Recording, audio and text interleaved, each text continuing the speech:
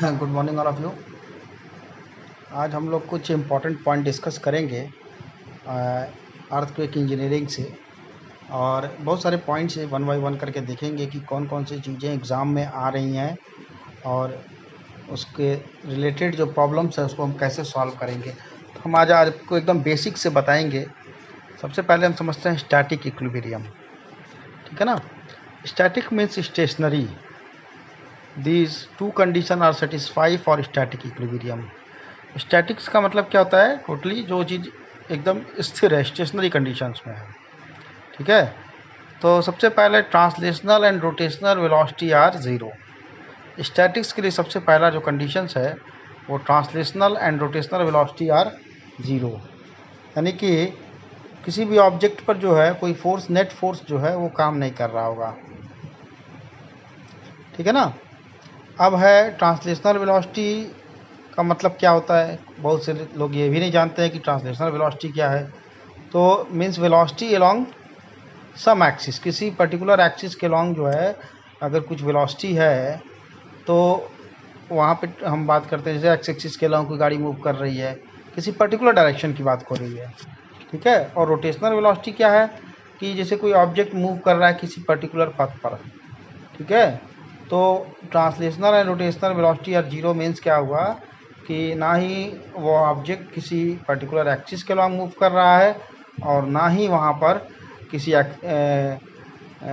Direction में ना ही किसी ट्रांसलेशनल मतलब ना ही किसी पर्टिकुलर डायरेक्शन में मूव कर रहा है और ना ही किसी एक्सिस के अलॉन्ग मूव कर रहा है, जैसे हमने फिगर से दिखाया है, ठीक है। अब है नो एग्जाम्पल्स। अब देखिए, जैसे हमने बॉक्स को यहाँ रखा है, नॉर्मल फोर्सेस नीचे से लगाया है, ग्रेविटी ऊपर से लगा दिया है हमने।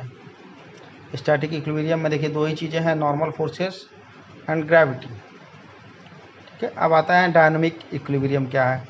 ट्रांसलेशनल और rotational velocity exist but are constant, ठीक है ना। ये है dynamic equilibrium. Net force on object is still zero, ठीक है। तो डायनामिक इक्विलिब्रियम में क्या होगा कि ऑब्जेक्ट के ऊपर नेट फोर्स तो जीरो होगा, ठीक है, बट ट्रांसलेशनल या रोटेशनल में से कोई एक चीज़ जो है एग्जिस्ट करेगी, ठीक है। जैसे कार मूव कर रही है with a constant velocity in same direction, ठीक है।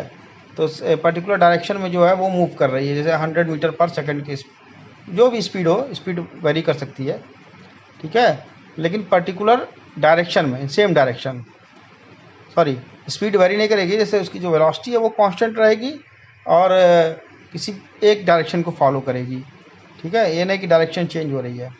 तो उसके बाद आता है नॉट इन इक्विलिब्रियम, इक्विलिब्रियम में नहीं है, तो नेट फोर्स जो है वो ऑब्जेक्ट के ऊपर जो है वो ज़ीरो नहीं होगा। तो सेकेंड लॉ ऑफ मोशन जो है एफ एक्स एफ बराबर एम में वो यहाँ पे काम करेगा, ठीक है ना।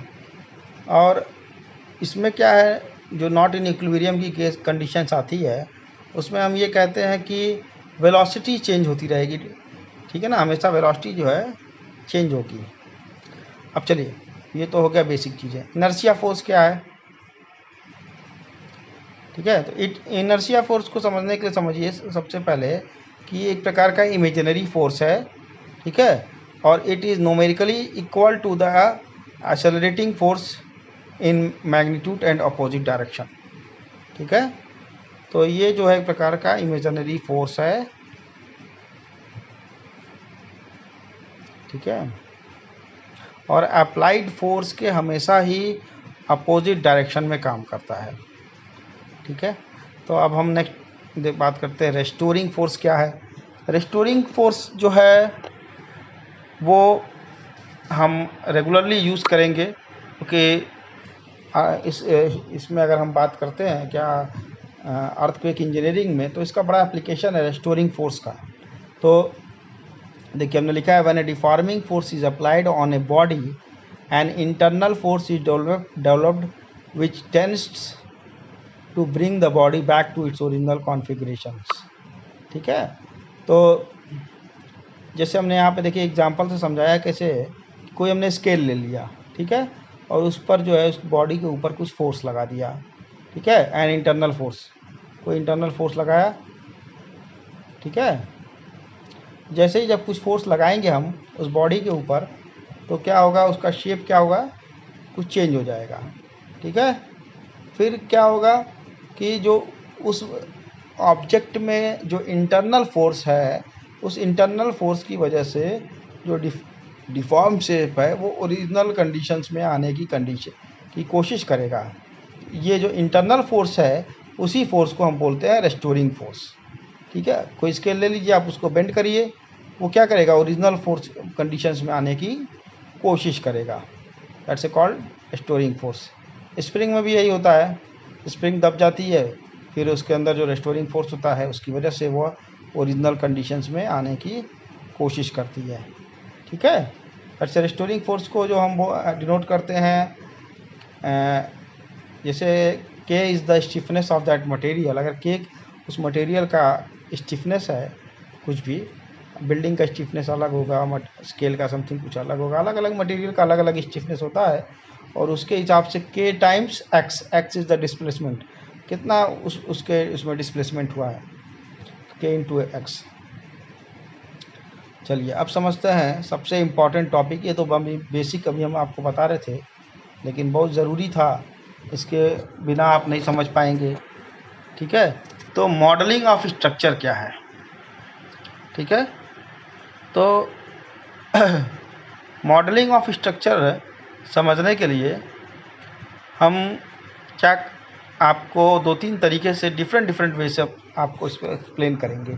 सबसे पहले समझिए कि कोई पानी की टंकी है या कोई भी स्ट्रक्चर। यहाँ पानी का टंकी का एग्जांपल हम इसलिए ले रहे हैं क्योंकि वो एक सिंगल डिग्री ऑफ फ्रीडम का प्रॉब्लम आ जाती है। तो सपोज़ करिए जैसे आपको पानी की टंकी है, उसमें पानी भरा हुआ है और उसके 4 कॉलम हैं, ठीक है ना।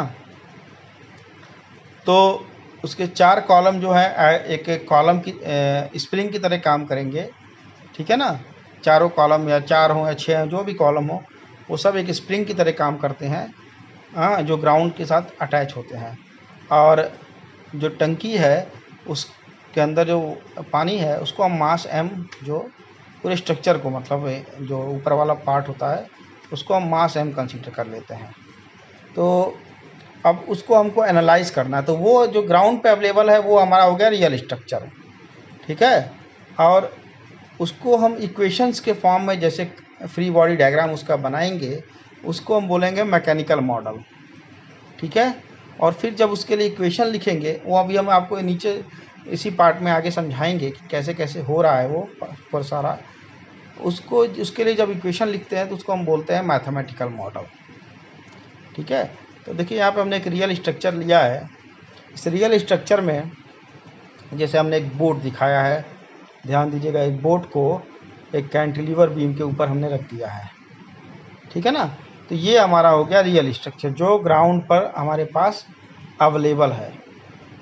उसके बाद आता है हमारा मैकेनिकल मॉडल। मैकेनिकल मॉडल मतलब जब हम उसका फ्री बॉडी डायग्राम जो बनाते हैं बेस्ड ऑन द एजम्पशंस और जजमेंट, जो हम एजम्पशंस लेते हैं और जो जजमेंट लेते हैं, उसके जजमेंट और एजम्पशंस का मतलब क्या हुआ कि ग्राउंड पे दिखने वाली चीज़ के हिसाब से, ठीक है ना, हम क्या करते हैं, एक मैकेनिकल मॉडल प्रिपेयर करते हैं। उसमें हम बहुत सारे एजम्पशंस को लेंगे कि देखेंगे भाई मटेरियल इलास्टिक है कि नहीं है, रिजिड है, क्या क्या कंडीशंस हो सकती है वहाँ पर, जो हम इंजीनियरिंग के टर्म में अप्लाई कर सकते हैं, ठीक है, जो चीज़ें हम इंजीनियरिंग में पढ़ते हैं। और उन सभी के आधार पे हम एक मैकेनिकल मॉडल प्रिपेयर करते हैं बेस्ड ऑन द एजम्पशंस कि मटेरियल की प्रॉपर्टी क्या है, उसमें डिफ्लेक्शन क्या है, लोड कितना आ रहा है, बाउंड्री कंडीशंस क्या होंगी, सभी चीज़ों को। और उसके बाद हम बनाते हैं मैथमेटिकल मॉडल। मैथमेटिकल मॉडल बनाने के लिए हम कोई भी इक्वेशंस का यूज़ कर सकते हैं अकॉर्डिंग टू द सिचुएशंस, और उसको लेकर के हम प्रॉब्लम को सॉल्व करते हैं। और जो भी चीज़ें हमको निकालनी होती है, जैसे फोर्स है, डिफ्लेक्शन है, जो भी हो, उसको हम कैलकुलेट करते हैं, ठीक है ना। अब देखिए क्या क्या फैक्टर्स हैं जो बहुत ज़्यादा यूज़ होते हैं, जैसे मास है, स्टिफनेस है, डैम्पिंग क्या है, ये सब बेसिक चीज़ें हैं। आप लोग ज़रूर से पढ़िए इसको, ठीक है। देखिए डिस्क्राइब किया हमने मॉडलिंग ऑफ स्ट्रक्चर को नीचे भी डिटेल्स में, तो आप इसको पढ़िए, नोट करिए एक एक चीज़ को, ठीक है। नेक्स्ट पार्ट में अभी हम इससे रिलेटेड जो है आपको इक्वेशन बनाना सिखाएंगे कि इक्वेशन कैसे बनाते हैं, ठीक है। देखिए हम नीचे अब ये दिखा रहे हैं, इसमें आपको ये सारी चीज़ें काफ़ी इम्पॉर्टेंट हैं एग्ज़ाम पॉइंट ऑफ व्यू से।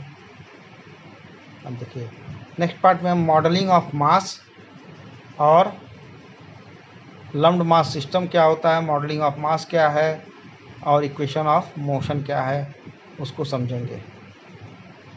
Okay, thank you.